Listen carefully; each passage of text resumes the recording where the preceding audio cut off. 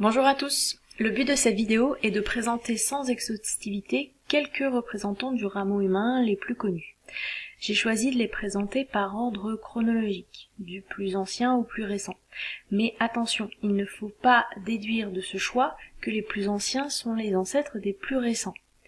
Je m'explique, c'est en effet de cette manière erronée qu'on interprète souvent cette représentation de la lignée humaine, qui est très connue, mais qui véhicule une idée fausse, celle que la lignée humaine est unique, et que chacun de ses représentants descend du précédent et est à son tour l'ancêtre du suivant. Par exemple, l'Homo habilis descendrait du Paranthropus et serait à son tour l'ancêtre de l'Homo erectus. Or, il y a eu des époques où plusieurs espèces du genre Homo se côtoyaient, par exemple. La lignée humaine est donc plutôt buissonnante, comme elle est illustrée par cette image, de manière toutefois très simplifiée, puisqu'il manque de nombreuses espèces retrouvées grâce aux fossiles et que je ne présenterai pas. Commençons donc par évoquer le stade pré-humain, avec par exemple le genre Australopithecus, daté de -4 à -2,5 millions d'années, et dont le représentant fossile le plus emblématique et le plus connu, ce squelette est très connu, est Lucie, dont voici une image d'artiste reconstituée d'après son squelette. On utilise le qualificatif pré-humain pour désigner ces genres pour deux raisons. Premièrement, ils possèdent des caractères dérivés typiques d'humains, liés au fait qu'ils étaient bipèdes. Par exemple, sur cette illustration comparant les morphologies et notamment le squelette et ses adaptations liées à la locomotion, on voit que l'Australopithecus possède un bassin plus court que des grands singes comme le chimpanzé, et puis ses fémurs sont obliques. Ces adaptations du squelette sont liées à la bipédie. On a aussi retrouvé des traces de pas, par exemple, datées de cette époque. Donc, ces représentants fossiles étaient bipèdes. Par contre, leur crâne présente plutôt des caractères de singe. Par exemple, une faible capacité cérébrale, entre 350 et 500 cm3.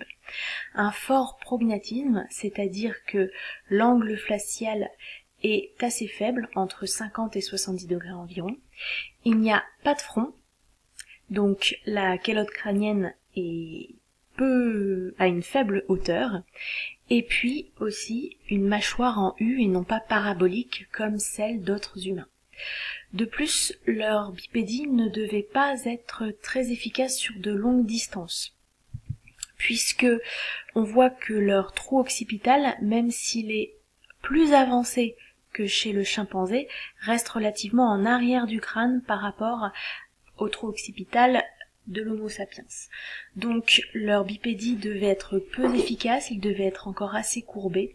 On suppose en fait qu'ils évoluaient à la frontière de la forêt avec encore de très longs moments passés dans les arbres.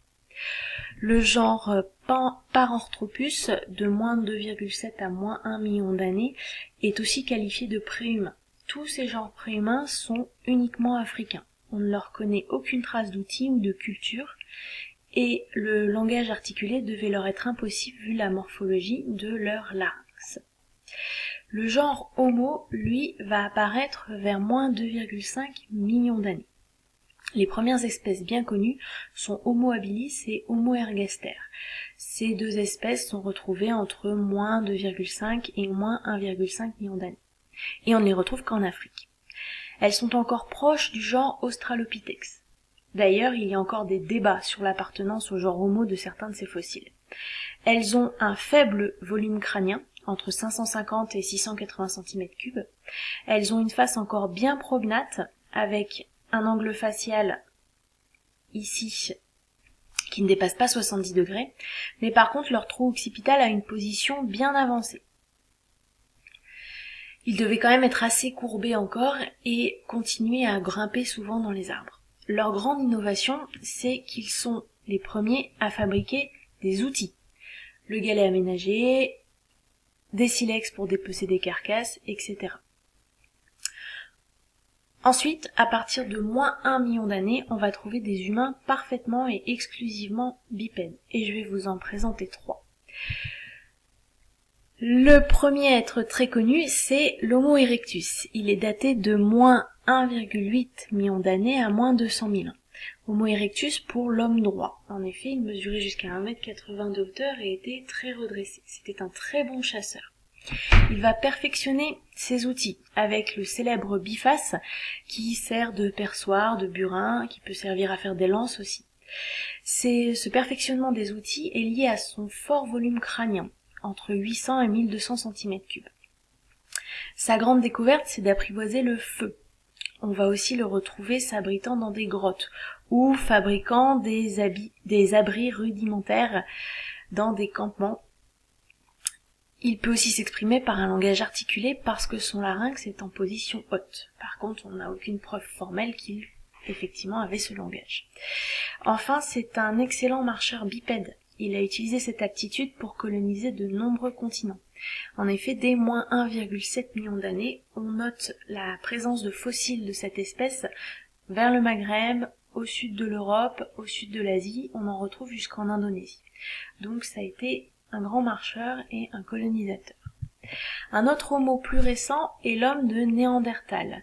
Lui, on le trouve à partir de moins 400 000 ans et il disparaît vers moins 35 000 ans. Il est retrouvé en Europe et au Proche-Orient.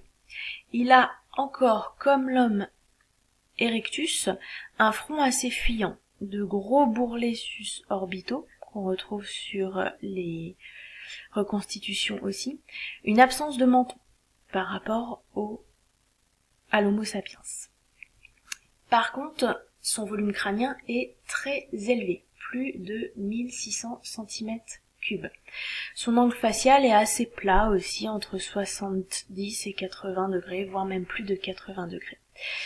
Il utilise des outils perfectionnés, notamment en développant la technique de taille dite Levallois. Grâce à cette technique, il travaille des éclats de silex qu'il retouche très finement pour en obtenir des grattoirs, des racloirs. En effet, leur régime alimentaire était très carné. Il va aussi utiliser des outils provenant d'autres ressources, comme les os, comme le bois. Et il commence aussi à fabriquer des cabanes, notamment avec des os de mammouth. Alors il n'y a pas de peinture rupestre provenant de cet homme de Néandertal, mais ça ne veut pas dire qu'il n'avait pas d'activité artistique. Ça peut être des tatouages, des dessins sur du cuir, du bois, bref, sur des supports qui n'ont pas été conservés. On a 7 traces d'art figuratif pour le moment qui est très certainement attribué à l'homme de Néandertal dans une grotte, donc des incisions faites dans de la roche, on en trouve aussi dans des os. On a aussi retrouvé plusieurs parures liées à l'homme de Néandertal, des parures en plumes ou en os. Donc il pratiquait une certaine forme d'art. On est aussi sûr qu'il pratiquait des rites funéraires. Il utilisait des sépultures pour inhumer ses morts, il faisait des offrandes pour ses morts. On sait cela notamment grâce au site de la chapelle aux Saints. La présence de ces rites funéraires démontre une pensée abstraite et spirituelle. De plus, cet homme de Néandertal devait pouvoir s'exprimer sans problème en langage articulé. On a aussi retrouvé des preuves d'entraide avec des squelettes d'individus handicapés qui sont arrivés à un âge avancé, donc qui ont dû bénéficier de la solidarité du groupe. Alors la disparition de l'homme de Néandertal est encore sujette à débat. On sait que ce ne fut pas une disparition massive due à une pandémie ou à l'extermination par Homo sapiens. Cela a plutôt été une extinction progressive, due à plusieurs facteurs dont principalement une chute de la démographie qui a entraîné une consanguinité. Il y a aussi peut-être le refroidissement climatique qui a joué un rôle, aussi des carences alimentaires résultant peut-être d'une compétition avec l'Homo sapiens qui était un chasseur très efficace et qui a fait disparaître de nombreux gros mammifères à cette époque. En parlant d'Homo sapiens, ce sera le dernier représentant du genre Homo que je vous présente dans cette vidéo. Il a dû apparaître il y a plus de 200 000 ans, et il existe encore bien sûr puisqu'il s'agit de notre espèce. Il a un volume crânien très élevé, 1400 à 1500 cm3, mais toutefois plus faible que celui de Néandertal. C'est le seul représentant du genre Homo à avoir un vrai front droit et un menton. Sa face est ainsi très plate avec un angle facial approchant les 90 degrés. Il utilise des outils très perfectionnés, avec des matériaux variés. Notamment, c'est le premier à travailler l'ivoire.